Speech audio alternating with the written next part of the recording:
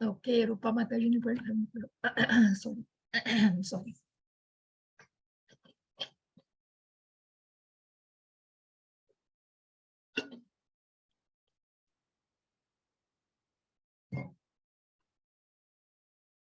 Yes माताजी, मी तुम्हाला को होस्ट नाही का केलंय? प्राची माताजीनं पण नाही केलं? अच्छा, स्वाती माताजी लीव्ह वगैरे. माताजींना राहिले ओके ओके, मगाशी केलेलं, मला वाटतं ते लीव्ह झाल्या गेल्या का. झालेलं. हरे कृष्ण माताजी. हरे कृष्ण माताजी, नेट प्रॉब्लेम. हा, हरकत नाही, नो प्रॉब्लेम. ठीक आहे, तर अशा या 16व्या अध्यायावरती आपण येतोय आणि ज्याच्यामध्ये काय दिलंय तर दैवासुर विभाग योग. मग ज्या दैवी आणि आसुरी, बघा की दैवासुर संपद विभाग योग. मग ज्या दैवी गुणांबद्दल आणि ज्या आसुरी गुणांबद्दल आपल्याला बघायचं आहे. मग या दैवी गुणांबद्दल आपण आधीही जाणलेलं आहे बऱ्याच अध्यायांमध्ये, की ज्याचं या ना त्या प्रकारे त्याचं वर्णन केलं गेलेलं आहे. कशा प्रकारे एक अकर्मी व्यक्ती असते, की कशा प्रकारे स्थैर्यता आलेली स्थिताधीर मुनी बघितले आपण, जे अकर्मी असे नारद मुनी बघितले. आणि मग अशा सगळ्यांचं जे वर्णन केलं गेलेलं आहे ते कुठेतरी दैवी गुणांनी संपन्न आहे. परंतु आजच्या अध्यायामध्ये भगवंत आपल्याला सांगतायत की मग तुला या आसुरी गुणांबद्दलही जाणलं पाहिजे, काय आहेत ते आणि कुठल्या थराला नेऊ शकतात आणि त्याचे परिणाम काय आहे. मग या दैव आसुरी गुणांमध्येच जर सगळ्या क्रियाकलाप झाले, त्याच्यात मृत्यू झाला, तर कशा प्रकारे मग याच गोष्टींची परिणिती आणि त्याचे परिणाम भोगायला लागतात. आणि म्हणून या गोष्टीला आपल्याला आज आसुरी गुणांना जाणून घ्यायचं आहे. हरे कृष्ण माताजी. हरे कृष्ण. काय स्लाइड आली का? स्लाइड आले. हो आली. हा हा. हरे कृष्ण. श्री भगवान म्हणाले, निर्भयपणा, सत्वशुद्धी, आध्यात्मिक ज्ञानाचे अनुशीलन, दान, आत्मसंयम, यज्ञकर्म, वेदाध्ययन, तपस्या, साधेपणा, अहिंसा, सत्य, क्रोधातून मुक्तता, त्याग, शांती, दोष काढण्याच्या वृत्तीचा तिटकारा, सर्व जीवांच्या प्रती दयाभाव, लोभविहीनता, सौम्यता, विनयशीलपणा, दृढनिश्चय, उत्साह, क्षमा, शुची आणि द्वेष व सन्मानाच्या अभिलाषेपासून मुक्ती, हे सर्व दैवी गुण हे भारतात दैवी स्वभावाच्या मनुष्यामध्ये आढळतात. हरे कृष्ण माताजी. हरे कृष्ण. आणि म्हणूनच मग भगवंतांनी ज्याप्रमाणे दैवी पहिल्या 3 श्लोकांमध्ये दैवी गुणांबद्दल थोडक्यात वर्णन करून सांगितलंय, ज्या दैवी गुणांना आपण वेगळ्या स्वरूपामध्ये आधीही जाणलेलं आहे. ज्या अज्ञानी व्यक्ती असतात त्यांना ज्याचं ज्ञानही नसतं, मग कशाला भगवंतांनी 13व्या अध्यायामध्ये की ज्ञान काय आहे, मग ज्या ज्ञानाचं ध्येय आपल्याला जाणायचंय, ते ज्ञेय जाणायचंय, त्यासाठी आपण काय ज्ञान घेतोय. आपण शरीराला आणि त्याच्या जे काही त्याचे नोअर्स म्हणजे त्याला जाणणारे जे आहेत, आणि म्हणूनच या क्षेत्र आणि क्षेत्रज्ञाचं ज्ञान आपण घेतलं.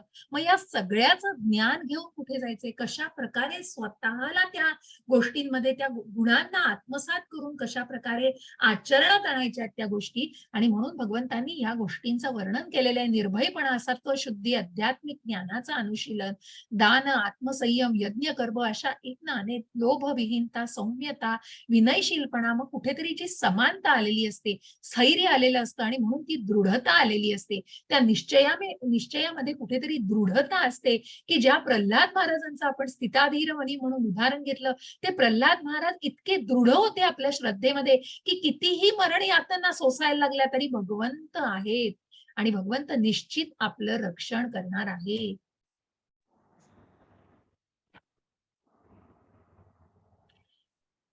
दंभो दर्पोऽभिमानश्च क्रोधः पारुष्यमेव च अज्ञानं चाभिजातस्य पार्थ संपदमासुरीं. हरे कृष्ण माताजी. हरे कृष्ण माताजी. हे पार्थ, दंभ, उर्मटपणा, अभिमान आणि अज्ञान हे आसुरी प्रवृत्ती जन्मलेल्या लोकांचे गुण आहेत. हरे कृष्ण माताजी. हरे कृष्ण.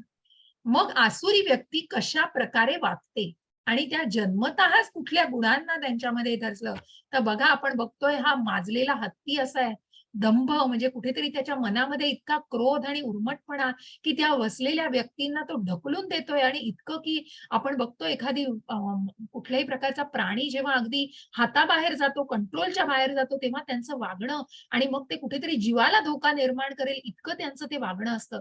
अशा प्रकारे आपण या हत्तीलाही इथे बघतोय की मग जो दंभ, उर्मटपणा, अभिमान, अज्ञान या कुठेतरी या सगळ्या गुणांनी ही अज्ञानी व्यक्ती आणि ही आसुरी व्यक्ती जन्मलेली असते. दैवी संपद विमोक्षाय निबंधाया सुरीमता मा शुचः संपदम दैवीं विजातोसी पांडव. हरे कृष्ण. शंकर प्रभूजी वाचा. हरे कृष्ण माताजी. 16.5 दैवी गुण मोक्षदायक असतात तर आसुरी गुण बंधनकारक असतात. हे पांडवा, तू चिंता नको करूस, कारण तू दैवी गुणांसह जन्मलेला आहेस. हरे कृष्ण. हरे हरे कृष्ण कृष्ण. माता. आणि म्हणूनच मग भगवंत म्हणालेत अर्जुनाला, इतक्या खात्रीने त्यांनी सांगितलंय की तू हे दैवी गुण मोक्षदायक, कुठेतरी त्या वैकुंठाच्या मार्गावरती आणि जे काही त्या गुणांनी आचरण केलं जातं ते मोक्ष प्राप्तीसाठी निश्चितच योग्य असतं. परंतु आसुरी गुण हे कुठेतरी बंधनकारक आहेत आणि म्हणूनच ते बंधनकारक असून त्या भौतिक जगामध्ये मग जे काही आसुरी गुण टप्प्याटप्प्याने त्याची इंटेन्सिटी, टप्प्याटप्प्याने त्याचं जे काही वागणं असतं ते जास्तीत जास्त प्रमाणात वाढतं. आसुरी गुण जास्तीत जास्त ज्यांचे वाढतात. परंतु तू चिंता करू नकोस, भगवंत सांगतायत, कारण तू दैवी गुणांसह ज्या निर्मळ भावनेमध्ये ज्या उत्तम भक्ताचे जे गुण आहेत ते आपण अर्जुनामध्ये बघितले. आणि म्हणूनच भगवंत सांगतात तू काळजी करू नकोस, तू दैवी गुणांसह जन्मलेला आहेस. हरे कृष्ण माताजी. हरे कृष्ण. मोनिका माताजी वाचा.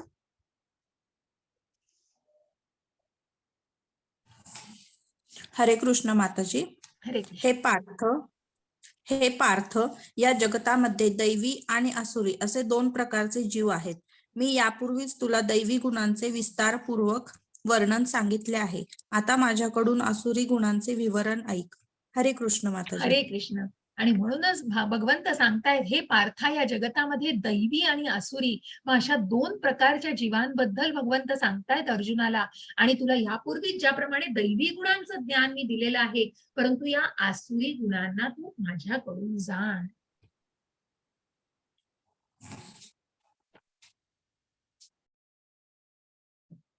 प्रवृत्तिं च निवृत्तिं च जनान विदुरासुराः न शौचं नापि चाचारो न सत्यं तेषु विद्यते. हरे कृष्ण माताजी. हरे कृष्ण. आसुरी प्रवृत्ती 16.7 आसुरी प्रवृत्तींचे लोक काय करावे आणि काय करू नये हे जाणत नाहीत. सुचिरभूतपणा, सदाचार तसेच सत्यही त्यांच्यामध्ये आढळत नाही. हरे कृष्ण माताजी. हरे कृष्ण. आणि म्हणूनच प्रवृत्तींच्या निवृत्तींच्या, की स्वतःला कुठल्याही प्रकारचं मग ज्या योग्य काय आहे, अयोग्य काय आहे आणि या गोष्टीच जे जाणू शकत नसतील, इतकी आसुरी प्रवृत्ती. कारण एखादं ते व्यसन, एखाद्या गोष्टीच्या किती अधीन व्हावं ही गोष्ट त्यांच्याकडूनच बघावी. की मग ज्या अयोग्य गोष्टीला सुद्धा ते कुठेतरी आचरणात आणतात. मग कुठेतरी आजच्या या भौतिक युगामध्ये स्टेटस सिम्बॉल म्हणून मग इथे गेलो तर असं केलंच पाहिजे, कारण तिथे ती तेवढी फॉर्मॅलिटी केली पाहिजे, हे इथले एटिकेट्स आहेत, ह्योन त्यों, त्या अनेक कारणांखाली कुठेतरी फक्त शुचिरभूतपणा आणि सदाचार या गोष्टी त्या लोकांमध्ये. मग ज्या प्रकारे पैसा मिळतोय, मजा करायला मिळतीये, बघा दारूचे ग्लास दिसतात सगळे आणि बाटल्याच्या बाटल्या, मग कुठेतरी इतकं बेभाम होऊन जायला जातंय की अशा लोकांना कुठल्याही प्रकारचं योग्य वर्तन काय आहे हे सुद्धा जाणवत नाही आणि शुचिरभूतपणा आणि सदाचार त्यांच्यामध्ये आढळत नाही. असत्यं प्रतिष्ठं ते जगदाहुरनीश्वरम अपरस्पर संभूतम किमन्यत् काम हैतुकम. हरे कृष्ण माताजी. हरे कृष्ण माताजी. ते म्हणतात की हे जगत असत्य व निराधार आहे आणि परमेश्वर नावाचा कोणीही याचे नियंत्रण करीत नाही. त्यांचे म्हणणे आहे की केवळ मैथुनाच्या इच्छेमुळे हे जग निर्माण झाले आहे आणि कामाखेरीज अन्य कोणतेही कारण नाही. हरे कृष्ण माताजी. हरे कृष्ण. बघा किती अज्ञानामध्ये आणि असत्य निराधार आहे, परमेश्वर नावात कोणी अस्तित्वातच नाहीये. मग हे सगळं कशा प्रकारे चाललंय? मग ज्या ज्या लोकांनी, जसं आपण आधीच्याही अध्यायांमध्ये बघितलं, की कुठेतरी ब्रह्म, ज्यांनी ब्रह्म म्हणून भगवंताला जाणलंय, परमात्मा म्हणून, आणि जे भगवान रूपामध्ये कुठेतरी संबंध प्रस्थापित करू पाहतायत भगवंतांशी, त्या त्या व्यक्तींचा किंवा त्या भक्तांना भगवंत नेहमीच परम सत्य आणि परमतत्व हे त्यांनी ऐकलेलं, त्यांनी जाणलेलं असतं. परंतु जे कोणी मायावादी, तर्कवादी लोक आहेत, जे अज्ञानाच्या याच्याखाली येऊन, ज्ञानाचा अभाव आहे पूर्णपणे, त्यांचं म्हणणं असतं की काम वासनेवरच सगळी निर्मिती झालेली आहे आणि त्यालाच मैथून म्हणतात, आणि या कामाखेरीज अन्य कोणतेही कारण नाही. म्हणजे फक्त मग ते जो काही पॉप्युलेशन आहे ते वाढवलं जातंय, आणि ज्या वासना, इच्छा, याच्यातनं सगळ्या गोष्टी, बघा किती अहंकार आहे. अहंकारम विमूढात्मा, की कशा प्रकारे मूर्ख असं गोष्ट वधवली जाते. कारण कुठेतरी फक्त त्या क्रियाकलापांमध्ये अडकलेले आहेत, परंतु त्याच्या पलीकडे सुद्धा जे जग आहे, आणि ते जाणून घेण्याचा निश्चितच प्रयत्न केला पाहिजे.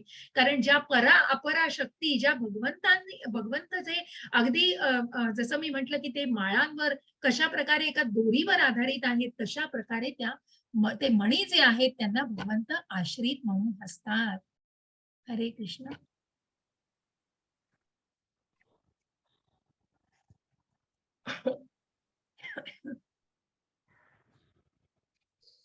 प्राची माताजी सांगतायत ना? हरे कृष्ण. स्लाइड आत्ता आली, स्लाइड माताजी. येस, हा. स्लाइड आली स्वाती नव्हती. नलवडे माताजी वाचा.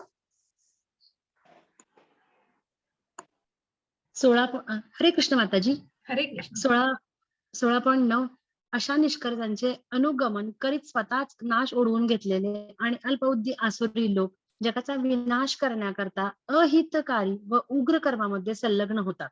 हरे कृष्ण माताजी. हरे कृष्ण. आणि म्हणूनच मग अशा या निष्कर्षांचं बघा, की अशा गोष्टींचं अनुगमन कुठेतरी फॉलो करायचं, की स्वतःचाच नाश ओढवून घ्यायचा. मग काय सत्य आहे, काय असत्य आहे, काय योग्य मार्ग आहे, काय अयोग्य मार्ग आहे, याला पडताळूनच बघायचं नाही. जसं आपण म्हटलं, की मग ज्या प्रकारे जे कर्म करताय ते गुरु, शास्त्र आणि साधू, याला कुठेतरी ते व्हेरीफाय केलं पाहिजे. तिथे तो चेक पॉइंट पाहिजे. आणि म्हणूनच हे ज्या प्रकारे सात्विक आणि आध्यात्मिक लोकांमध्ये जाणलं जातं, त्याचप्रमाणे हे आसुरी लोक जे असतात, ते नको त्या गोष्टींचं आणि अशा जे निष्कर्ष काढणारे असतात, की भगवंत नावाचे कोणी अस्तित्वात नाही, आणि हे सगळं मैथुनाच्या इच्छेने आहे, कामाखेरीज कुठलीही इच्छा नाही, हे सगळं त्यांनी ज्या अज्ञानामध्ये बोलता आहेत, त्या सगळ्या निष्कर्षांचं अनुगमन करणारा, प्रत्यक्षात आचरणात आणणारी सुद्धा स्वतःचा नाश होऊन घेतलेले अल्पबुद्धी आसुरी लोक जगाचा विनाश करण्याकरता. आणि म्हणूनच असे लोक जेव्हा या अतिरेकी संघटनांमध्ये आणि वेगवेगळ्या प्रकारे फ्रॉडगिरी आणि सगळं जे विकोपाला गेलेल्या गोष्टी आहेत, त्याच्यामध्ये जेव्हा स्वतःला सहभागी करतात, तेव्हा निश्चितच कुठेतरी अहितकारी आणि उग्र कर्मांमध्ये संलग्न होतात. कारण जगाचा विनाश करण्याकरता अहितकारी व उग्र कर्मांमध्ये संलग्न होतात. आणि म्हणून असे हे आसुरी लोक, या आसुरी लोकांना जाणून घ्या, त्यांचे गुण जाणून घ्या, जे आपण सात्विक गुण बघितलेले आहेत. आणि हे आसुरी लोक कशा प्रकारे आपण जेव्हा वेगवेगळ्या या आधीच्या 3 नेहमीच अगदी काय म्हणतो ना त्याला, वेगळे जन्म घेतले जातात, तर आपण त्याबद्दल आधी ऍक्च्युली जाणलं होतं. एक मिनिट. ठीक आहे, त्याचा मी पुन्हा उल्लेख करीन. काही काही संज्ञा या पुन्हा पुन्हा उल्लेखल्या जातात, हरकत नाही. हरे कृष्ण माताजी. सरिता माताजी वाचा.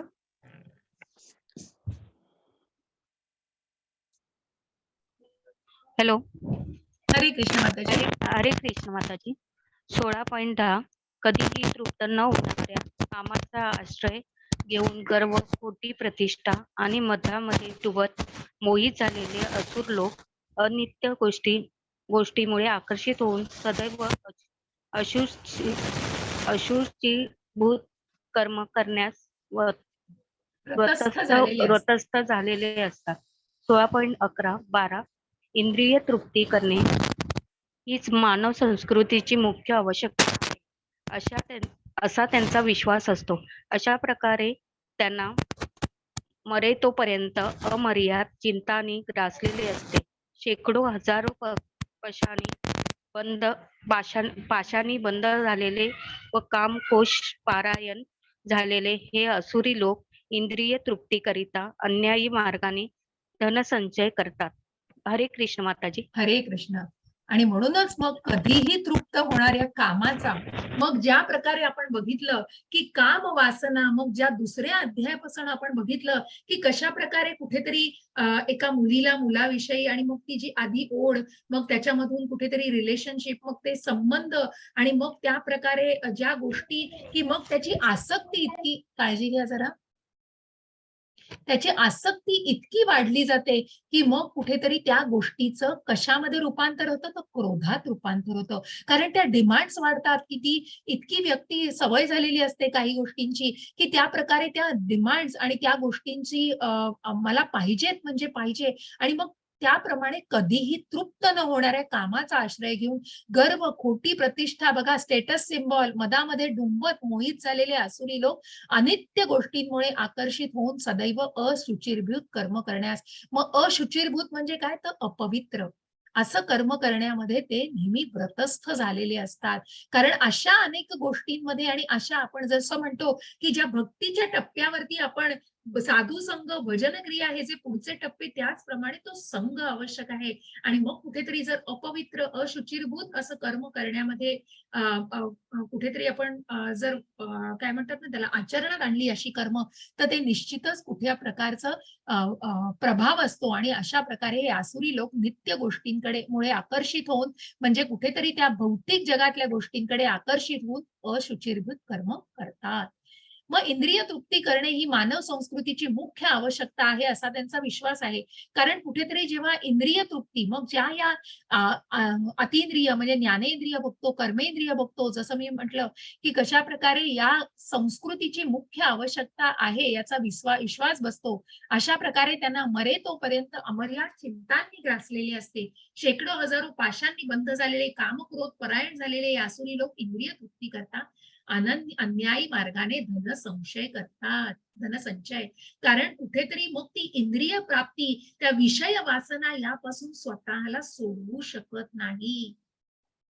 आणि म्हणूनच या अमर्याद चिंतांनी मग जे जे आपण म्हणतो की सगळं करायला मिळालंय, मग मला आता हे करायचंय, मला ते करायचंय, पण ते करताना आणि तो आनंद, ते समाधान, या गोष्टी की फक्त आपल्या पुरता विचार करून मग आपल्या जेवढ्या गोष्टी आहेत तेवढ्या करून घ्यायच्या, बाकीच्यांचं काही का असेना, परंतु अशा ज्या गोष्टींनी परायण झालेले लोक असतात आणि मग जे अमर्याद चिंतांनी सतत, मग डोक्यामध्ये म्हणतो ना आपण की मन चिंती ते वैरी न चिंती, मग अशा प्रकारे ज्यांचं मन कुठेतरी या सगळ्यांनी त्रासलेलं असतं चिंतांनी, त्या आपण भौतिक जगामध्ये तेच बघतो हो, एक ना अनेक चिंतांनी लोक ग्रासलेले आहेत. आणि म्हणूनच मग असे आसुरी लोक इंद्रिय तृप्ती करता कुठेतरी धन संचय, पण ते कुठल्या मार्गाने, तर तो मार्गही त्यांना योग्य की अयोग्य हे माहिती नाही, आणि म्हणूनच त्या अन्यायी मार्गाने कुठेतरी ते धनसंचय करतात.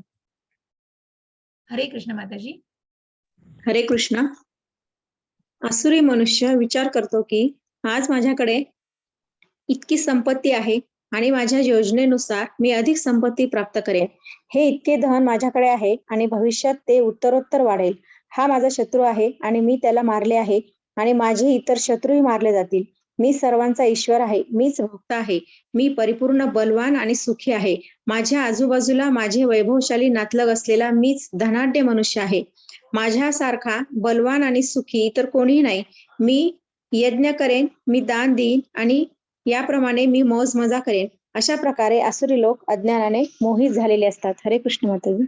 हरे कृष्ण. आणि म्हणूनच असे हे आसुरी लोक बघा की कशा प्रकारे दैवी गुणांना आपण बघितलं आणि मग या आसुरी गुणांकडे काय बघतो आहे, तर मग कुठेतरी तो अहंकार, खोटा अहंकार, मीच सगळं आहे, हे माझं आहे आणि हे माझ्यापासून बनलेलं आहे, मी सर्वांचा ईश्वर आहे, मीच भक्त आहे, मी परिपूर्ण आहे, बलवान आहे, जे काही सगळं आहे ते माझ्यामुळेच आहे. मग ज्या कुटुंबामध्ये राहत असतात तिथेही तो अहंकार, जिथे कुठे ज्या कामाच्या संदर्भामध्ये जात असतात, अशा प्रकारे इतकी संपत्ती माझ्याकडे आहे, माझ्या योजनेनुसार अधिक संपत्ती मी प्राप्त करेन, परंतु इतकं धन, तितकं धन, परंतु त्यामध्ये कृष्ण कुठे आहे?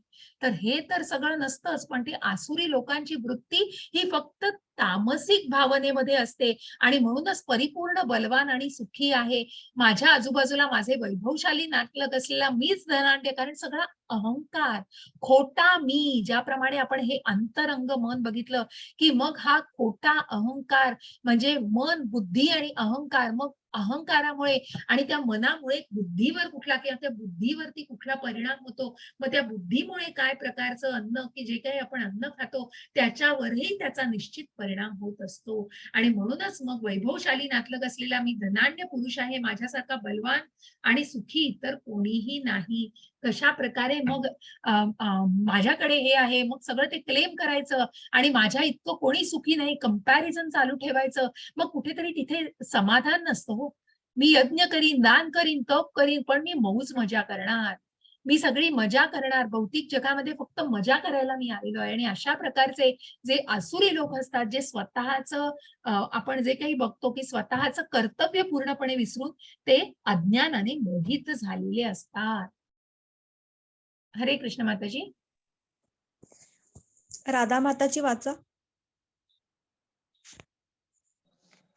राधे राधे. या प्रकारे अनेक चिंतांनी भ्रांत झालेले आणि मोहजाळामध्ये बद्ध झालेले आसुरी लोक इंद्रिय तृप्तीमध्ये अत्याधिक आसक्त होतात आणि नरकामध्ये पतित होतात. राधे राधे. हरे कृष्ण, हरे कृष्ण.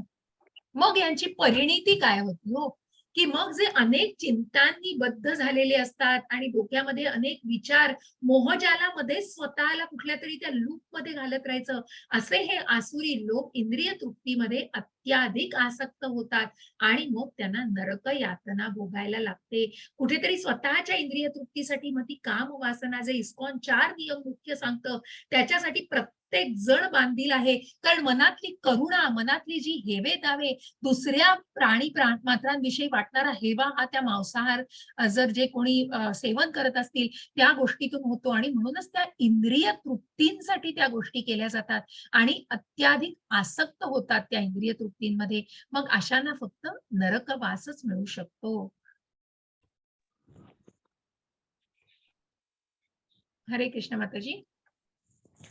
दीपाली माताजी वाचा. हरे कृष्ण माताजी. हरे कृष्ण.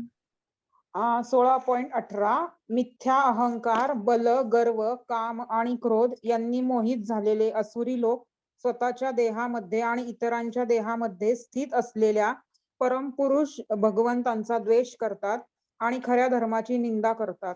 हरे कृष्ण माताजी. हरे कृष्ण. मग हे चित्र आपण आधीही बघितलेलं आहे राजसूय यज्ञाच्या ठिकाणी. ज्या कोण आहे चित्रामध्ये सांगा बरं, कोण आहे चित्रामध्ये? सांगा कोण आहे चित्रामध्ये? याच्या आधी पण आपण हे चित्र बघितलेलं आहे, आठवत असेल तर.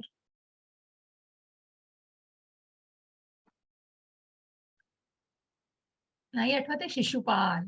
स्वाती माताजींनी सांगितलंय, स्वाती नलावडे माताजी. खूप छान. मग या शिशुपालांनी काय केलं? काय प्रवृत्ती होती त्याची? कारण मनामध्ये तर कृष्ण कृष्ण कृष्ण कृष्ण केलं लहानपणापासून, परंतु काय होतं मनामध्ये बल, मिथ्या अहंकार, बल, गर्व, काम, क्रोध या सगळ्यांनी मोहित झालेला आणि कुठेतरी भगवंतांविषयी द्वेषी भावना, अशा या शिशुपालाचा वध त्याच्या आत्याला, भगवंतांच्या आत्याला त्यांनी कबूल केलेलं असतं की 100 पाप त्याची भरू देईन आणि मगच 101व्या पापाला मात्र त्याला कुठल्याही प्रकारचा सूट नाही आणि कुठल्याही प्रकारची त्याला क्षमा केली जाणार नाही. आणि म्हणूनच मिथ्या अहंकार, बल, गर्व, काम, क्रोध यांनी मोहित झालेले असुरी लोक स्वतःच्या देहामध्ये आणि इतरांच्या देहामध्ये स्थित असलेल्या परमपुरुष भगवंतांचा द्वेष करतात. बघा, म्हणून मनात ईश्वर ईश्वर, भगवंत, श्रीकृष्ण, कृष्ण कृष्ण कृष्ण कृष्ण केलं, परंतु काय आयुष्यभर ते केलं ते फक्त द्वेष भावनेपोटी. कुठेतरी ती आसुरी भावना मनामध्ये होती आणि म्हणूनच असे जे आहेत त्यांना ते लोक काय करतात, ते भगवंतांचा द्वेष करतात आणि खऱ्या अर्थाने धर्माची निंदा करतात. हरे कृष्ण माताजी. पूनम माताजी वाचा.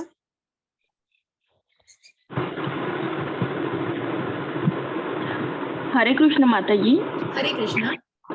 जे द्वेषी, क्रूर आणि निराधम आहेत त्यांना मी चिरकालासाठी भवसागरामधील विविध आसुरी योनीत टाकीत असतो. हरे कृष्ण माताजी. हरे कृष्ण. एक सेकंद द्या मला.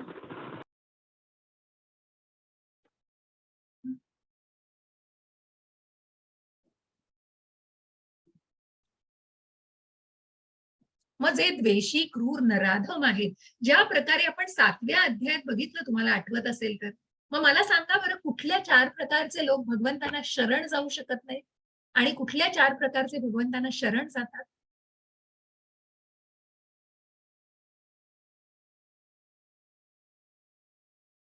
सांगा चॅटमध्ये.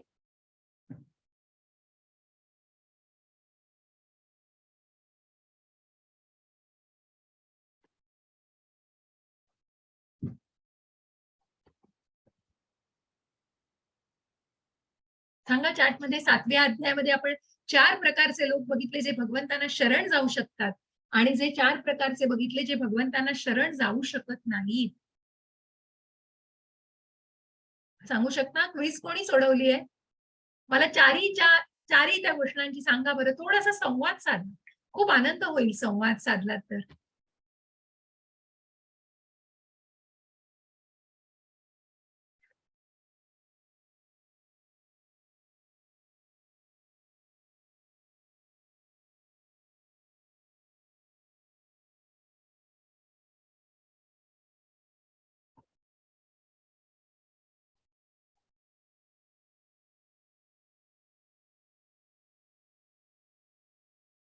क्रूर नराधम पापी शरण जाऊ शकत नाहीत आणि मग कुठल्या 4 प्रकारचे शरण जातात?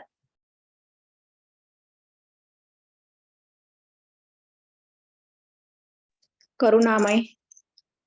आणि 8वा माताजी, कुठल्या 4 प्रकारचे ज्यांचं कारण जरी जिज्ञासू, ज्ञानी, बरोबर, जिज्ञासू, बरोबर, करुणा बरोबर. आणि करुणा नाही त्याला म्हणत. अर्चना आर्तता. नाही. आर्तता, अर्थ असलेले. आर्तता. डिस्ट्रेस्ड, इन्क्विजिटिव्ह. बरोबर रूपा माताजी, अगदी बरोबर. अर्थ, अर्थार्थी. अर्थ म्हणजे काय?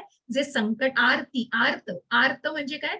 संकटांमध्ये आहे. आर्त अर्थार्थी म्हणजे ज्यांना धनाची अपेक्षा आहे.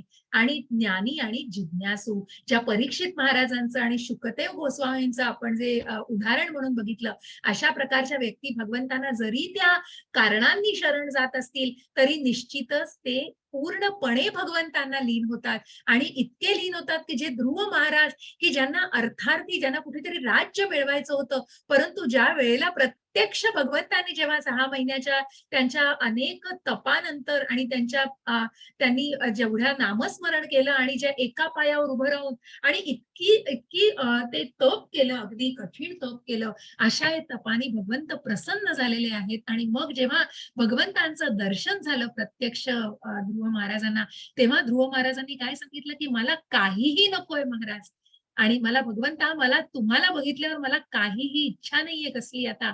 आणि मग अशा या ध्रुव महाराजांना भगवंतांनी ध्रुव लोकामध्ये अढळ असं स्थान दिलेलं आहे. आणि मग आता आपण जे जाणतो आहोत ते हे द्वेषी, क्रूर, नराधम, मूर्ख लोक, आणि जे मूर्ख लोक की ज्यांना अजिबात अज्ञानाच्या कुठेतरी खाईमध्ये असतात. मग आपण मगाशी थोडंसं अर्धवट राहिलं का आपलं, तेवढ्यात मला वाटतं माझी स्लाइड हे झाली. मग या शिशुपालाबद्दल आपण बोलत होतो, मला वाटतं अर्धवट राहिलं, की जी 100 पाप भरू दिली त्यांनी आणि त्या आत्याला त्यांच्या ज्याप्रमाणे कबूल केलेलं होतं, म्हणजे शिशुपालाने आयुष्यभर जसं कंसाने आयुष्यभर कृष्ण कृष्ण कृष्ण कृष्ण केलं, पण मनात भावना काय? द्वेषी भावना. म्हणून भगवंतांनी अर्जुनाला सांगितलं की ज्या प्रकारे तू माझा द्वेष करत नाहीयेस, म्हणून हे ज्ञान मी तुला देतो आहे. आणि म्हणूनच कुठेतरी भगवंतांनी या ज्ञानाचं, एक सेकंड ना, आणि म्हणूनच भगवंतांनी सांगितलेलं आहे की तू माझा परम शिष्य, माझा परम भक्त आहेस, उत्तम सखा आहेस, त्याचप्रमाणे तू माझा मत्सर करत नाहीस. आणि म्हणूनच जेव्हा शेवटच्या अध्यायामध्ये भगवंतांनी अर्जुनाला सगळं ज्ञान देऊन पूर्ण केलेलं आहे, तेव्हा निश्चित सांगितलेलं आहे की अशा लोकांना तू माझं निश्चित हे ज्ञान आहे, जो हा उपदेश आहे, तो नक्कीच तुम्ही पोहोचवू नका त्यांच्यापर्यंत, कारण त्यांची तेवढी पात्रताच नाहीये. आणि कशा प्रकारे? कारण मनात श्रद्धा, मग जे प्रेम भावनेपर्यंत भगवंतांच्या जातात, तिथे कुठेतरी ते टप्पा गाठण्यासाठी अनेक वर्षानुवर्ष जन्मांजन्म तप आहे. परंतु कुठेतरी ती श्रद्धा मनामध्ये आणि भगवंतांविषयी द्वेष नाहीये. जे राजगुह्य ज्ञान आपण घेतलेलं आहे 9व्या अध्यायामध्ये, की तू माझा मत्सर करत नाहीस आणि म्हणूनच हे ज्ञान मी तुला, ज्ञानांचा राजा असलेलं ज्ञान मी तुला देतो आहे. आणि म्हणूनच इतरांच्या देहामध्ये, स्वतःच्या आणि इतरांच्या देहामध्ये स्थित असलेल्या परमपुरुष भगवंतांचा ते द्वेष करतात, ते निश्चितच भगवंतांची खऱ्या धर्माची निंदा करतात. अशा या शिशुपालाचा निश्चितच कुठेतरी वध झालेला आहे. कारण भगवंतांनी स्वतःच्या सुदर्शन चक्रांनी जेव्हा 151 अपशब्द त्यांनी उच्चारलेला आहे, त्याच वेळी त्यांचा शिरच्छेद झालाय. पण तो राजसूय यज्ञाच्या ठिकाणी झाल्यामुळे तिथे रक्ताचा एक थेंबही आपल्याला दिसत नाही. आणि ज्या सुदर्शन चक्रांनी भगवंतांच्या त्याचा शिरच्छेद झाला, त्यामुळे ज्या प्रकारे त्यांनी स्पर्श झालेला आहे त्या सुदर्शन चक्राचा, त्या शिशुपालाला देखील मोक्ष मिळतो, त्या कंसाला देखील. कारण कुठेतरी मग या आज भागवतामध्येच भगवंत मातेजींनी सांगितलं, ऐश्वर्या माताजींनी खूप सुरेख, की शिशुपाल, कंस यांना सुद्धा मोक्ष मिळाला. कारण कृष्ण कृष्ण केलं, ती भावना जरी कुठल्याही प्रकारची असली तरी कृष्णाने त्यांना सुद्धा स्वीकारून त्यांना मोक्ष दिलेला आहे. आणि म्हणूनच मग सुदर्शन चक्र हे भगवंतांचं सुदर्शन चक्र असल्यामुळे त्या शिशुपालाला नंतर पश्चाताप झालेला आहे. आणि म्हणून हे नराध, मूर्ख आणि जे कोणी मूढ लोक असतात त्यांना ते आसुरी भावनेमध्ये, मग ते अशाही गोष्टीला जाणत नाहीत की जे योग्य करतोय अयोग्य करतोय, की जे आपण हे अतिरेकी लोक, की त्यांना इतकं मेस्मराईज केलं जातं. कारण मन कुठे असतं, मन, बुद्धी आणि अहंकार हे कुठेतरी बुद्धी गहाण टाकलेली असते आणि त्या बुद्धीचा वापरच केलेला जात नसतो. आणि म्हणूनच अशा या आसुरी, अशा राक्षसी वृत्तीच्या लोकांना निश्चितच मोक्षाची प्राप्ती तर होत नाही आणि कुठेतरी ते नरकामध्ये जातात. त्रिविधम नरकस्येदं द्वारं नाशम आत्मनः काम क्रोधस्तथा लोभस्तस्मादेतत्रयं त्यजेत. हरे कृष्ण माताजी. हरे कृष्ण. क्राम, क्रोध, लोभ ही नरकामध्ये जाण्याची 3 द्वारे आहेत. प्रत्येक बुद्धिमान मनुष्याने त्यांचा त्याग केला पाहिजे, कारण या तिन्हीमुळे आत्म्याचा विनाश होते. हरे कृष्ण माताजी. हरे कृष्ण. ज्या आपण कठपुतलीचं ते चित्र मला नेहमी आवडतं, जसं त्या रथावर आरूढ झालेला तो आत्मा आहे, मग बुद्धी आहे, मन आहे, त्या दोऱ्या आहेत ज्या ज्ञानेंद्रियांच्या आहेत, ज्या मनाच्या दोऱ्या आहेत, ज्या ज्ञानेंद्रियाला पकडलेलं आहे त्यांनी. आणि मग अशाच आकृती बरोबर आपण बघतो की कुठेतरी काम, क्रोध, लोभ या गोष्टींमुळे माणूस कसा त्याच्या नियंत्रणाखाली आहे. आणि म्हणून त्या नियंत्रणाखाली असल्यामुळे त्यांनी जर स्वतःला त्यापासून मुक्त केलं नाही तर ती नरकामध्ये जाणारी द्वारे आहेत. म्हणून प्रत्येक बुद्धिमान मनुष्य जो हे जाणतो की सात्विकता असू दे, राजसिकता असू दे, तामसिकता, तो कुठेतरी त्रिगुणांच्या या प्रभावाखाली येतोय. आणि जेव्हा हे ज्ञान त्याला मिळतं तेव्हा निश्चितच तो बुद्धिमान मनुष्य या सगळ्या गोष्टींचा त्याग करतो. आणि तो त्याग केला पाहिजे हे जेव्हा जाणतो तेव्हा त्या तिन्हीमुळे हे जाणतो की बुद्धिमान मनुष्य, की या तिन्ही त्रिगुणांच्या प्रभावामुळे त्या आत्म्याचा कुठेतरी विनाश होतोय. मग त्या आत्म्याला जर आध्यात्मिक अन्नच नाही दिलं आणि त्याला योग्य मार्गावरती जर मार्गदर्शन नाही केलं त्या मनाला, बुद्धीला आणि आत्म्याला, तर मग कुठेतरी निश्चितच ते अधःपतन होतो आणि त्या आत्म्याचा कुठेतरी विनाश होतो. म्हणून ज्या दुर्योधनाचं विनाश काले विपरीत बुद्धी. हरे कृष्ण माताजी. स्वाती माताजी वाचा. हरे कृष्ण. हे कौंतेया, जो मनुष्य नरकाच्या या 3 द्वारातून सुटला आहे तो आत्मसाक्षात्कारासाठी श्रेयस्कर असे कार्य करतो आणि क्रमशः परमगतीला प्राप्त होतो. हरे कृष्ण माताजी. धन्यवाद माताजी. हरे कृष्ण.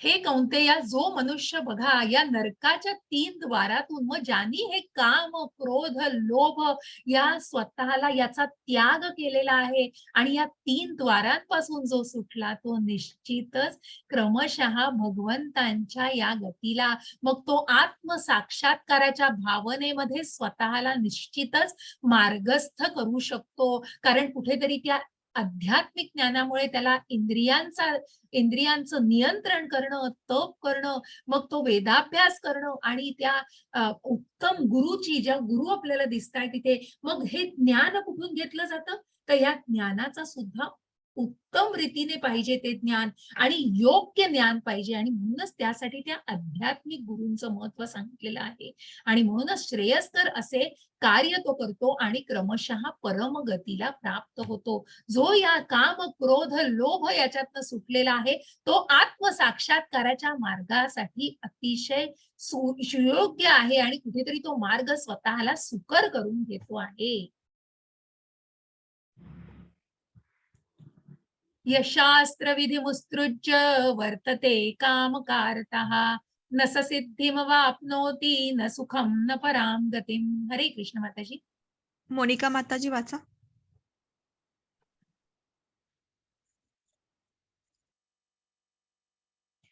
हरे कृष्ण. मोनिका माताजी वाचा. दीपाली माताजी वाचा.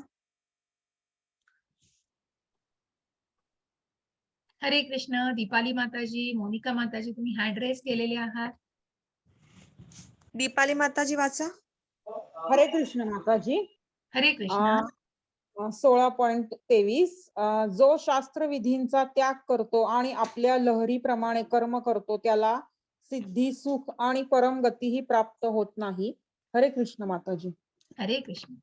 मग जो शास्त्र विधींचा ज्या वेदांना आपण जाणलं, मग ज्या हे ज्ञान कशा प्रकारे घ्यायचं आहे, तर ज्या प्रकारे आपण जाणलं की हे 12व्या अध्यायामध्ये पण आपण भक्तीचा मार्ग बघितला, त्यानंतर 13व्या अध्यायामध्ये आपण ज्ञान घेताना कशा प्रकारे क्षेत्रज्ञ याविषयी जाणलेलं आहे आणि मग या सगळ्याला मार्गस्थ करताना बघा हे ज्ञान घेताना मग त्या ध्यानयोगाचा पण उपयोग करू शकतो आणि मग भगवंतांनी सांगितलं सेवेतून तो भक्ती मार्गावर जाऊ शकतोस, परंतु कशा प्रकारे ज्ञान ध्यान आणि मग जेव्हा तू कर्म फळांचा त्याग करशील तेव्हा निश्चितच स्वतःला परमसिद्धीसाठी तू मार्गस्थ करशील, परमसिद्धी प्राप्त करण्यासाठी. परंतु याच्याच विरुद्ध मग हे काय कर्म झालं, जे मी तुम्हाला 3ऱ्याही अध्यायात आपण बघितलेलं आहे की कर्म विकर्म अकर्म, ज्या कर्मयोगातून आपण 5व्याही अध्यायात हे जाणलेलं आहे की कर्म म्हणजे जे सकाम कर्म केलं जात आहे, जे फळांचा त्याग करून केलं जात आहे ते निष्काम कर्म,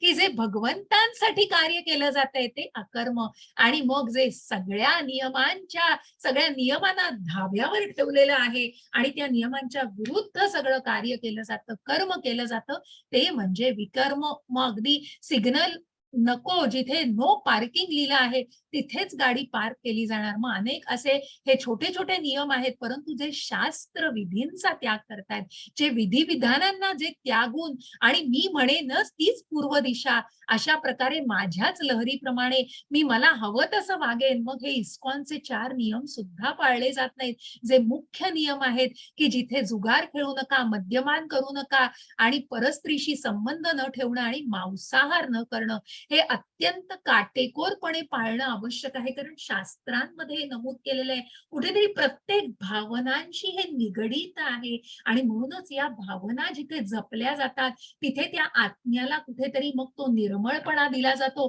कारण सात्विकता त्यांना कुठेतरी ते अन्न दिलं जातं, सात्विक अन्न, आणि मगच ती मन आणि बुद्धी ही त्याप्रमाणे कार्य करू शकते. परंतु जो लहरीप्रमाणे विकर्माच्या गोष्टी करतोय, जो विकर्म करतो आहे त्याला निश्चितच ही परमसिद्धी प्राप्त होत नाही. तस्मात् शास्त्रं प्रमाणं ते कार्य व्यवस्थितौ ज्ञात्वा शास्त्रविधानोक्तं कर्म कर्तु विहारसि. हरे कृष्ण माताजी. माधवी माताजी वाचा. हरे कृष्ण. हरे म्हणून कृष्ण. मनुष्याने शास्त्र विधीद्वारे कार्य आणि अकार्य यांच्यामधील भेद जाणला पाहिजे. अशी विधी विधाने जाणून मनुष्याने कर्म करावे जेणेकरून त्याची क्रमशः उन्नती होईल. हरे कृष्ण माता. हरे कृष्ण.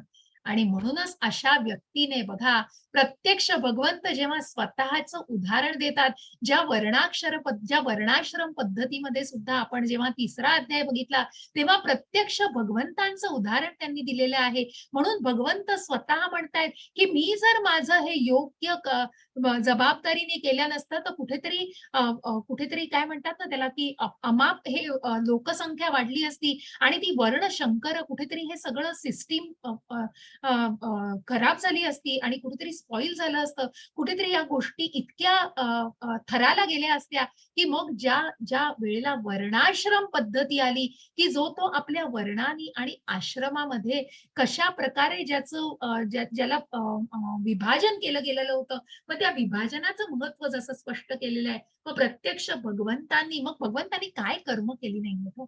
मनुष्यासाठी भगवंतांनी स्वतःचं उदाहरण, मग जे पृथ्वी लोकावर सुद्धा मनुष्य रूप घेऊन आलेले आहेत, ते भगवंत काय कशासाठी आलेत, तर ते भक्तांचा सहवासाचा आनंद घेतायत हो. पण जे जाणत नाहीयेत हे, तर्कवादी आहेत, मायावादी आहेत, ज्याबद्दल त्यांना ज्ञानच नाहीये, जिथे ज्ञानाचा अभाव आहे, त्या ठिकाणी मग त्या गोष्टींना नीटपणे जाणलं जात नाही आणि त्या गोष्टी उत्तम योग्य विधीद्वारे, मग ज्या उत्तम गुरुकडून मार्गदर्शन घ्यायला पाहिजे, शास्त्र शुद्ध अशा विधींपणे ती गोष्ट आचरणात आणली पाहिजे आणि म्हणूनच मनुष्याने शास्त्र विधींद्वारे कार्य आणि अकार्य, मग या गोष्टींमधला फरक कसा जाणार? कारण कुठेतरी ते ज्ञान घेतलं पाहिजे. जर ते ज्ञान असेल तर तो फरक जाणला जाईल, तो भेद जाणला जाईल. अशी विधिविधान जाणून मनुष्याने ते कर्म करावं. आणि म्हणून मग मला सांगा बरं चॅटमध्ये, की कोण दिसताय तुम्हाला चॅटमध्ये? कोण दिसतंय तुम्हाला चित्रामध्ये?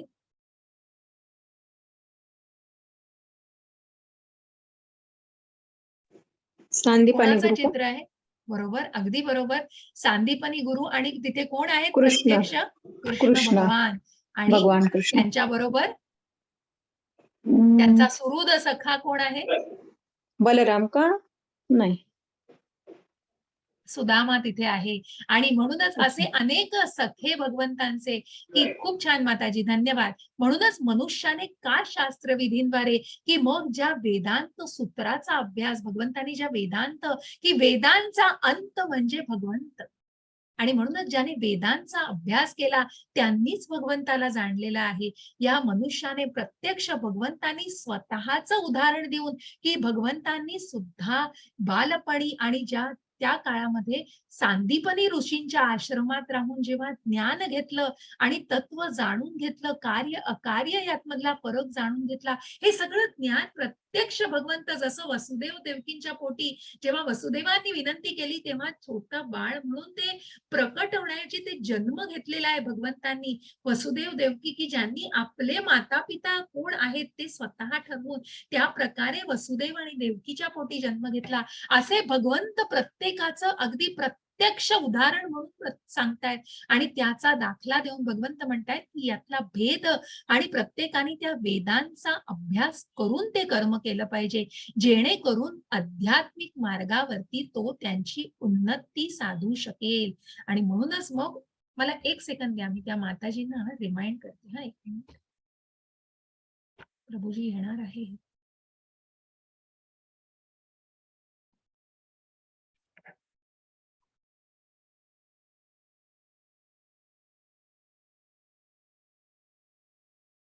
पण आपला अध्याय आता संपत आला, ऑलमोस्ट संपलाय.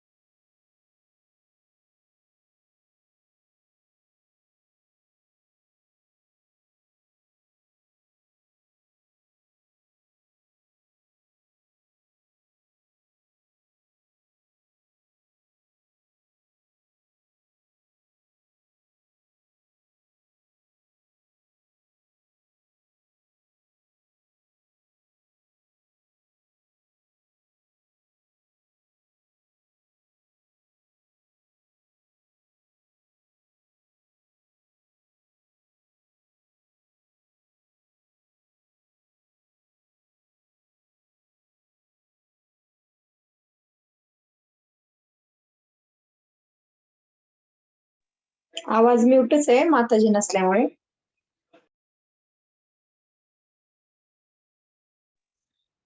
ते कॉलवर बोलत असतील माताजी. कोणीतरी लिहिलंय आवाज येत नाही म्हणून सांगितलं. हरे कृष्ण, मला 1 मिनिट द्या, आपला अध्याय संपत आलाय, पण मला हो, हो. फक्त मी जरा ओके, 1-2 मिनिटं द्या. अध्याय संपलाय, मी प्रश्न उत्तर घेते, पण प्रभूजी जर येणार असतील तर तेवढं कन्फर्म करते. ठीक हो, आहे? हो. हो. हरे कृष्ण. हरे कृष्ण.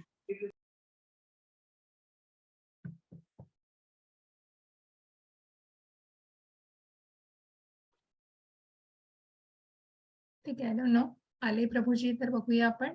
तोपर्यंत आपण प्रश्न उत्तर घेता येतील. अध्याय संपत आलेला आहे, ही लास्ट स्लाइडच होती. कशा प्रकारे भगवंतांनी मग स्वतःच उदाहरण देऊन सांदीपनी ऋषींच्या आश्रमामध्ये राहून स्वतः शास्त्र विधी, मग त्या शास्त्राचं महत्व की विधी हे कशा प्रकारे शास्त्र विधींद्वारे ही कर्म केलं गेलं पाहिजे, त्या कर्माचं महत्व कशा प्रकारे असतं, आणि म्हणूनच ते जे विकर्म, मग विकर्म करणारे जे आसुरी आणि राक्षसी प्रवृत्तीचे लोक असतात त्यांची परिणिती काय होती हे आपण जाणले, की ज्यांना नरक यातना प्राप्त होतात, आणि मग कशा प्रकारे या व्यक्ती या पुढे कुठल्याही प्रकारचा, आपण एक स्लाइड मला वाटतं, ओके, हरे कृष्ण. माताजी येणार आहेत का प्रभूजी? मी तेच कन्फर्म करत होती, प्रभूजींना कॉन्टॅक्ट झाला नाहीये, कदाचित जर बरं. बिझी असतील तर सांगता येत नाही. आपण एक 5 मिनिटं, 4:30 वाजायला अजून वेळ आहे. मी प्रश्न उत्तर घेणार आहे. हा अध्याय छोटे आहेत ना काही हे, तर त्याच्यामुळे आपण एक 4:30 पर्यंत बघूया, प्रभूजी आले तर. ठीक आहे? तुम्हाला ओके, ओके. माताजी जायचं असेल तर हरकत नाही का? 4:30 पर्यंत थांबाल तुम्ही? हा, नाही थांबते ना त्या प्रभूजींचं ऐकण्यासाठी. ठीक आहे, ठीक आहे, हरकत नाही. ओके. 4:30 हरे पर्यंत कृष्ण. आपल्याला अपेक्षा आहे निश्चित. हो, ओके, हो. हरे हरे कृष्ण. आणि म्हणून भगवंतांनी जे नराधम लोक, मूर्ख लोक आहेत, ज्याचं मी सांगत होते, जे विकर्मात आहेत, ते भगवंत त्यांना आसुरी योनीतच टाकत असतात, आणि मग ते लोक भगवंतांना शरण येऊ शकत नाहीत, कारण कुठेतरी भगवंतांविषयी मत्सर असतो. या सगळ्या आसुरी राक्षसी भावनांबद्दल आपण जाणण्याचा प्रयत्न केलेला आहे. इति षोडशोऽध्याय समाप्तः. असा हा 16वा अध्याय इथे समाप्त होतोय. श्री श्री राधा गोविंद यांचं सुंदर हे चित्र आहे. आपण नमस्कार करून त्यांचे आशीर्वाद घेऊया. कुणाला काही प्रश्न असतील तर मला निश्चित विचारा. दुसऱ्या टप्प्याची लेवल पण मी दुसऱ्या टप्प्याचा मेसेज पण मी शेअर केलेला आहे. तर कुणाला काही प्रश्न असतील त्याविषयी, अध्यायाविषयी, तर निश्चित विचारावे. हँड रेज करता येईल तर करा.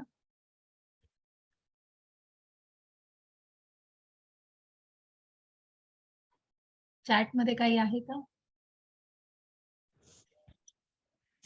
हा, कृष्ण बलराम, कृष्ण सुदामा, हे जे प्रत्यक्ष, बरोबर आहे, बरोबर आहे माताजी. मी मगाशी सांगितलं, कारण सुदामा आधीच्या ह्याच्यामध्ये होता, पण बलराम आहेत हे. सॉरी, माझ्याकडनं सांगताना गडबड झाली. सॉरी स्वाती माताजी. कारण जे श्रीकृष्ण आणि बलराम आणि आधीच्या ह्याच्यामध्ये जेव्हा सुदाम्यांबरोबर, कारण त्यांनी प्रत्यक्ष ज्ञान तिथूनच घेतलेलं असतं, सांदीपनी ऋषींच्या आश्रमातून. तर बोलता बोलता माझ्या ह्याच्यातनं सुदामा आलेला आहे, त्यासाठी क्षमस्व. हरे कृष्ण. कुणाला प्रश्न आहेत काही?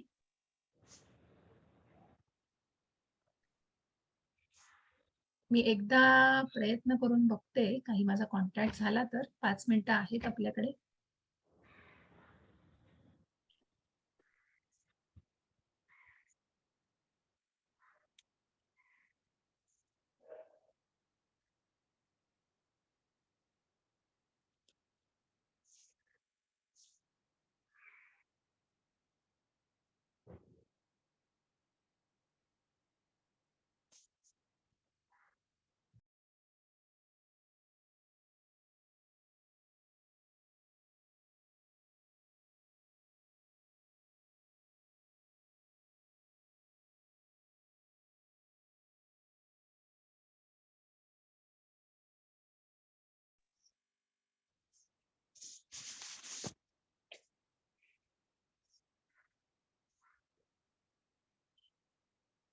मोनिका माताजी, पूनम माताजी, काही प्रश्न आहेत का तुमचे?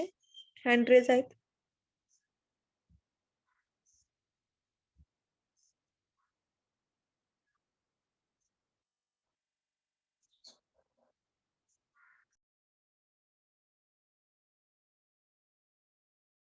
कोणाला प्रश्न आहेत काही? हरे कृष्ण. काही कॉन्टॅक्ट होत नाही प्रभूजींचा, बघूया आपण थोडा वेळ वाट, नाही तर मग सेशन 4:30 पर्यंत तरी मी एंड करत नाहीये. मोनिका माताजी एक प्रश्न आहेत का? ज्यांनी हँड रेज केले आहेत कोणात प्रश्न आहेत का? कुठलेही प्रश्न आधीच्या अध्यायांवरचे असले तरी विचारू शकता. आता वेळ आहे, काही हे छोटे अध्याय असतात त्याच्यामुळे आपण वेळ देऊ शकते मी. कोणाला प्रश्न असतील तर निश्चित विचारा. माधवी माताजी प्रश्न आहेत? हरे कृष्ण माताजी. हरे कृष्ण. हा, मला विचारायचं होतं, त्याच्यासाठी मी तुम्हाला म्हणलेलं सुद्धा कॉल करू शकते का? पण आता वेळ हा, आहे तर विचारते. बोला बोला बोला. म्हणजे मी 10वी ला 12वी ला असताना ना एक जिज्ञासू पोटी म्हणजे माळ घातलेली गळ्यात. हा हा तर म्हणजे घातली, म्हणजे माझ्या बहिणीच्या मुलींनी घातली म्हणून त्यांची बघून मी पण म्हणजे हट्ट धरला की मला पण घालायची हा असं. हा हा आणि त्यांनी सांगितलं त्याप्रमाणे म्हणजे शाळेच्या, आता ते वय 16-17 असंच असतं ना, मग त्या बरोबर. म्हणजे मला एवढं ज्ञान नव्हतं किंवा मी काही केलं पण नाही आणि मला एवढं म्हणजे त्याची रुची पण लागली नाही, असं झालं असेल. आणि त्याच्यानंतर ना मग मला आता ते आठवत नाहीयेत म्हणजे कुठल्या गावचे होते काय असं.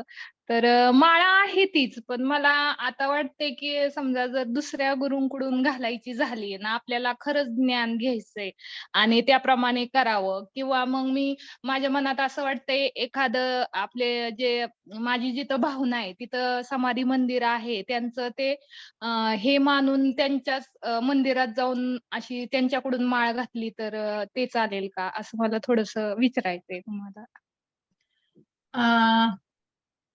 कसं आहे माताजी, या गोष्टी म्हणजे मी काही खूप ज्ञान द्यायला, म्हणजे इथे आपण भगवद्गीतेचं अध्ययन करतोय त्यामुळे गुरुविषयी जाणणं हे निश्चित, ज्या प्रकारे मी आता शेवटचा आपण अध्यायाच्या शेवटी की गुरूंचं महत्व काय असतं, मग जो उत्तम गुरु, आता तुम्ही जे म्हणताय ते तुम्ही कुठेतरी तुम्हाला काही माहिती नव्हतं त्यावेळेला तुम्ही केलंय, आपल्याला अज्ञान नकोय त्याच्यातनं. मग तुम्ही कितीही, मग गुरु जेव्हा करता तेव्हा तुम्ही तो शिक्षा गुरु, आध्यात्मिक गुरु, जे काही ज्ञान संपादन करताय माताजी, याला महत्व आहे. मला खूप त्याच्यामध्ये खोल, म्हणजे तुमच्या कुठल्याही, मग हे प्रत्येकाने त्या त्या गोष्टीला व्हेरिफाय करून आणि पडताळून मग ठरवावं माताजी. कारण कितीतरी गोष्टींचा आपण माहिती घेऊन आजकालच्या जगामध्ये आपण बघतोय माताजी, आपण किती भरकटत जातो. म्हणजे हा. बऱ्याच गोष्टी आपल्याला नीट योग्य पद्धतीने माहिती नसतात आणि बऱ्याच हो वेळेला ना. आपण खूप चुकीच्या मार्गाने जाऊ शकतो, किंवा बरेच असे अनुभव आहेत की मी बऱ्याच वेळेला ऐकलंय की मग चुकीच्या मार्गाने, कारण जो चांगला मार्ग मग वरवर दिसतं तसं नसतं म्हणून जग फसतं, असंही होतं या जगामध्ये. हा माताजी, गुरुगिरी, म्हणूनच तो मिथ्याचार, हा हा म्हणून भगवंत हा सांगतायत की हा. मिथ्याचार नकोय, जो दाखवायला ते नकोय आध्यात्मिकपणा, जे योग्य ज्ञान आहे. आणि म्हणूनच हे ज्ञान, आता हे गीतेचं ज्ञान आपण घेतोय, हे जसंच्या तसं आपल्यापर्यंत पोहोचलेलं आहे. इस्कॉन जे हे उत्तम, इतका सुंदर उपक्रम राबवला जातोय, कारण ते प्रत्यक्ष, मग मग प्रभुपाद तेच म्हणतात की तुमच्या आयडियाज म्हणजे ज्ञान नाही, तुम्ही त्याच्यावरती लिखाण केले ते ज्ञान नाही. तुम्ही जे प्रत्यक्ष भगवद्गीता जर जाणली उत्तम प्रकारे, तर ती भगवद्गीता हेच ज्ञान. आणि म्हणून ते ज्ञान तुम्ही आता, तेच आपण ज्ञान इतरांपर्यंत पोहोचवतंय. त्याच प्रकारे तुम्ही जेव्हा उत्तम गुरुला जाणता, तेव्हा तुम्ही त्या उत्तम गुरुकडून ते मार्गदर्शन, मग कोणीही असू दे, अहो आपल्यापेक्षा लहान मुलांकडून किंवा लहान व्यक्तींकडून सुद्धा आपण ज्ञान घेतो. मग हे पडताळून बघणं, आणि म्हणूनच गुरु, शास्त्र, साधू, माताजी, या गोष्टींना पडताळून की जे अभ्यास आहे का, मग कुठल्याही चुकीच्या मार्गाने ते जाता, एवढंच मी सांगू शकेन. बाकी तुम्ही नीट माहिती करून पुढे जा माताजी. हरे कृष्ण.